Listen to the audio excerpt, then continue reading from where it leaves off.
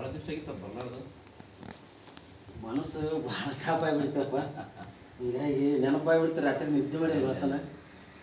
ಚಲೋ ಆಯ್ತು, ಬಂದಿದ್ದು ಭಾಳ ಚಲೋ ಆಯ್ತು, ಸಂತೋಷ ಆಯ್ತು. ಅವ್ರು ಮಾನ್ಯ ಮಾಸ್ತರ್ ಬಂದು ಹೋಗಿಂದ ಹೇಳಿದ್ರೆ ಚೆನ್ನಾಗಿ ಮಾಸ್ತರ್.